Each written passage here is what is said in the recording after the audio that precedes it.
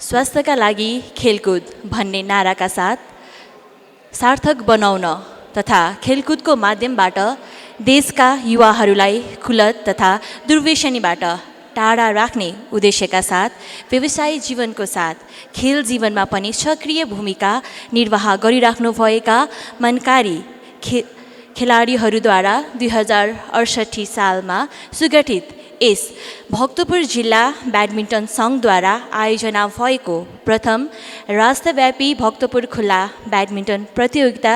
2078को आज मिति 2078 चैत 9 गतेका दिन 23 मार्च 2022 तारिकका दिन हुन गइरहेको यस समुद्घाटन समारोहमा पाल्नुहुने सम्पूर्ण अतिथि खेलाडी शुभचिन्तक पत्रकार एवं सम्पूर्ण आदरणीय महानुभावहरूमा